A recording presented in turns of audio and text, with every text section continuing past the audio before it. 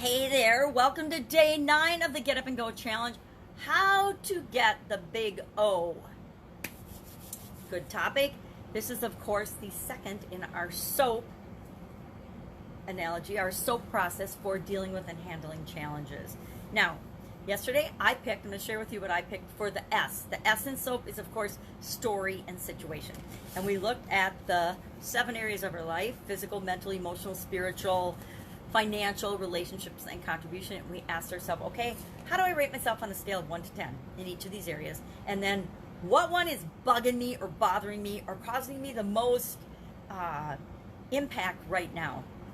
And I had to default to my physical well-being, my physical body, my health, my energy, my vitality, mostly my energy, my sleep, things like that. Because guess what? If my body's not working, if I don't feel physically good, or at least pretty good, and I always want to feel physically awesome, that is going to impact absolutely everything else I do. It's hard to work on my financial things. It's hard to go out and confidently earn more money if I'm not feeling physically fit or good.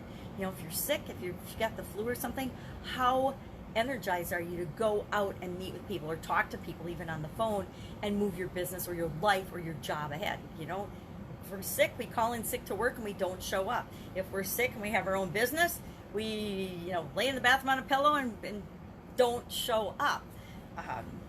Since we're in the midst of, I don't know where we are with COVID. Is anybody else confused? But I know that I am personally immune system challenged, so I need to continue to follow the guidelines, whether people believe it or not, whether people think COVID is BS or not. I was really sick around the holidays, and that didn't feel so good. And if that's what it's like, or worse, I don't want to put myself at risk of getting it, or any of the people around me that I love and care about. So I picked physical. Now, what are some of the stories that I tell myself about why my physical has gone down the tank during COVID? Well, like everybody, not maybe everybody else, but I, of course, it's subconsciously blame COVID. I blame a lot of the things outside of my control for me having clothes that are too tight, because part of my situation is my clothes are snugger, my clothes are tighter. I have less energy, sleeping less well, and I will look for, based on my personal beliefs, stories that support that narrative, right? So the story is COVID hit, shut us all down, shut me down, and this is just about me in the example, shut me down, therefore I did these things and made these choices that led me to where I am right now. Now, I should go up and step on my daughter's scale, but she's got one of those electronic scales that you're not supposed to jump on with a pacemaker. So I'm not going to weigh myself. I'm going to measure based on how do I feel energetically? How much energy do I have? Am I falling asleep on the couch as I'm playing with my granddaughter? Guilty. I've never done that before in my life, before this year, in the last couple of months. So that tells me there's other things I'm doing that are sucking the life out of me, sucking the energy out of me, and I need to figure out how to get those back. And maybe those are spiritual things, maybe those are emotional things, maybe those are mental things, but for sure it's got to do with how I'm moving, what I'm eating, what I'm consuming or not consuming. Am I taking my vitamins? No. Is it COVID's fault that I haven't been keeping up with all of my vitamins and all my supplements? I take my medication every day for my heart, but other things I have definitely let slip and slide. So I picked physical as my area. And then there's all these stories, all these lies I'm telling myself, because guess what? Yep, some days I couldn't get all the salads and the fruits and vegetables and things that I wanted to eat, but that didn't mean that I had to bust into the double stuffed Oreos or the treats that I might have around for my granddaughter, right? So that's just excuses we tell ourselves. And I can always find an excuse and a reason to consume sea salt caramels, which of course don't match my physical goal of wanting to feel better, have more energy, take better care of myself, etc., have less inflammation. So now I know my situation. Now I know the story I'm telling myself. Now I know where I want to be, right? We have to take a quick look at and snapshot of where we are, but we also have to know, where do I want to go? Because if I just say, I want to feel better, I want to sleep better, I want to have more energy, how the heck do I work toward that, right? I have to have some specific things I can measure and work toward in order to achieve that. And so I need to know what I want. So what do I want? I want my clothes to fit like they used to. I want my clothes to feel loose and comfortable again. I don't want it to squeeze into my jeans, right? I want, and that's a measurable thing. I can take a pair of jeans that I could wear before COVID, and I can lay them out and I can try them on, every few days or once a week until I feel comfortable in them. And that's a measurable thing. Is it a number measurable thing? No. If you can find and apply numbers to things, great. But since I don't weigh myself and haven't for about 10 years, I don't do, that's not one of the specific ways I'll measure. So find ways that you can measure. But today, big O, let's hop into what we're here to talk about today. We're talking about options, right? So often, and it's interesting because today's idiom for Supersize Your Business was between a rock and a hard place. So often we feel like we only have one or two options, that life is black or white, it's yes or no, good or evil. But the truth is there's always a gazillion, I love the word a gazillion, shades of gray or possibility in between those two options, right? And maybe not, it doesn't feel like infinite, but there's always more than just two choices, right? There's always the default position of doing nothing, choosing nothing. So the big O is all about options and opportunity and possibilities and choice and alternatives and ideas. And so the first step is knowing what our situation is and where we want to go. The second step, the O in SOAP and that's S. The O in SOAP is always options, possibilities, and knowing that there's infinite possibilities and infinite ways, especially to deal with something as big as your physical well-being, my physical well-being, or any other area on this list. Any main area of our life, there are infinite possibilities and ways of dealing with it. The problem is we only usually just see this little thin sliver of possibility based on our past experiences, based on how we've dealt with situations in the past. First thing that my brain defaults to is all of the different diets and all of the different programs and all the different eating plans and all the different physical activities, all the things that I've done in the past.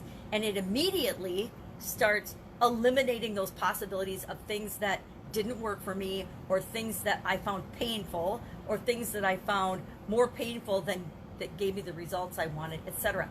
And our subconscious, my subconscious and yours, automatically filters out a ton of possibilities that could actually, although they didn't work in the past for us, be combined or changed or altered in some shape or form, and they would be the exact thing we need right now.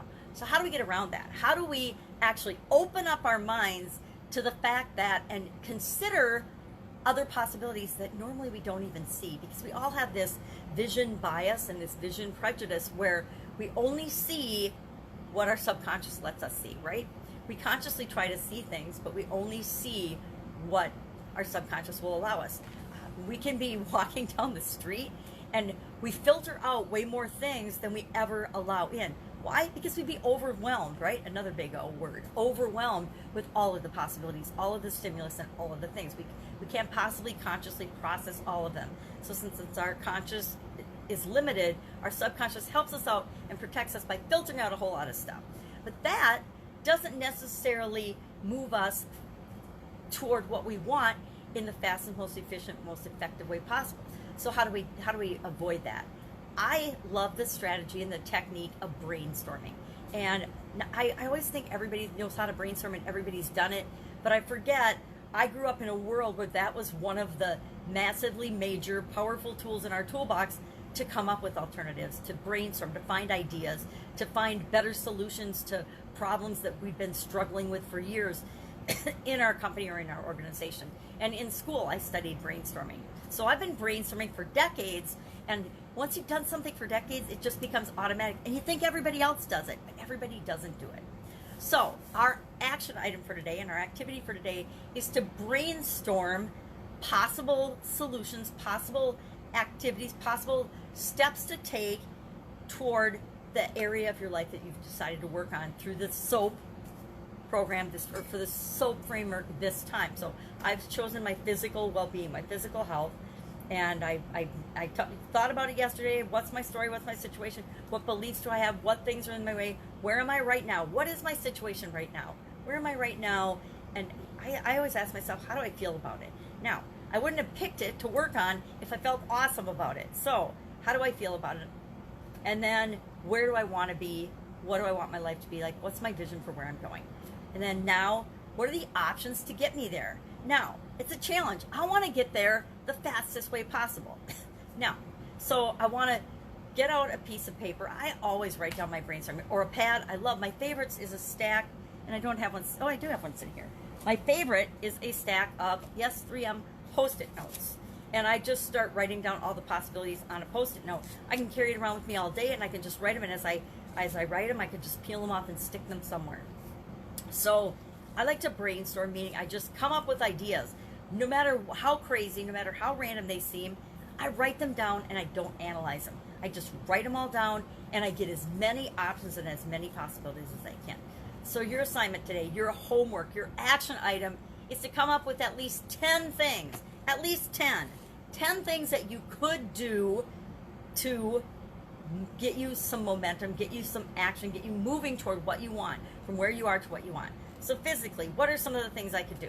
I could actually get up and move my rear every single day. Actually physically do some exercise and movement that I know is good for me. I have arthritis, really bad arthritis in like pretty much my whole body. So motion and movement for me is critical. If I sit too long, like even after just sitting and making this video, I'll get up and be all creaky until I get moving. So I could do all kinds of things around activity, physical activity. I could do a whole lot of things around what I consume, what I fuel my body with, from supplements and vitamins and things, to what I choose to eat or what I choose to leave out and not eat over this 40-day period. And so those are two whole categories. I could decide I'm going to get a physical trainer or a personal trainer. I could join a health club. There's all these things I could do. So each and every one of us are going to come up with at least 10. And in the comments below, share 3 possible things. You don't have to say which one you're going to do. You don't have to say which one appeals to you most. Just share, hey, I'm working on my physical well-being. Here are 3 things that I could do. And that's our action item for today. If it's mental, financial, emotional, spiritual, relationships, what are 10 things? Brainstorm 10 things you can do right now with what you've got. Not with, and they can be anything, but we'll talk about that tomorrow when we get to the A. But today, just concentrate on all of the options, the big O, all the possibilities, all the things you could possibly do, and brainstorm and write them all down. And then pick 3 to share in the comments below. Just 3. And then tomorrow we'll go to A, and we'll figure out what we're going to do about that, right? But can't do anything about anything until we know what some of the possibilities are, right? And so often we limit ourselves to, I can only do A or B, X or Y, black or white, all in or all out, 100% in one direction or the other. And that is so not true. There are so many options and so many possibilities. But brainstorming allows us to open up and see some of those, because if we don't see them, then they're not available to us. And I want to make sure that each and every one of us know how many things are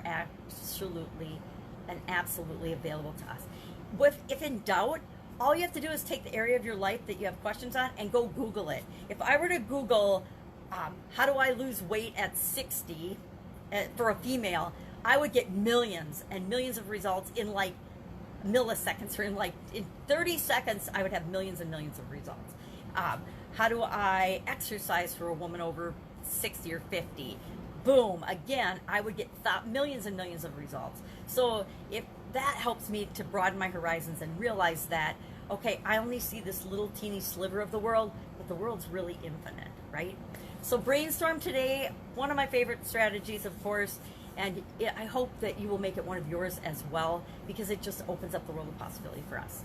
If you have any questions about this, or if you need more instruction on how to brainstorm, ask in the comments below, and I will share a brainstorming step 1, step 2, step 3, how to do it. But really, you sit down with a piece of paper and you start writing down ideas that will solve the problem. Or I say Post-it notes. I like Post-it notes because you can move them around and change them around, and you can group them, and you can do cool things with them. So that's your assignment for today. Have an amazing day. And I will, of course, be with you tomorrow with the A in SOAP and our framework for dealing with challenges and making challenges the change we need to move us toward exactly what we want, not the thing that we dread or are afraid of because we think they're going to be painful. We're going to turn them into our stepping stones to help us get results in days that take other people years to achieve. All right, have an awesome day, and I will, of course, be with you tomorrow. Have a happy B-Day. Bye.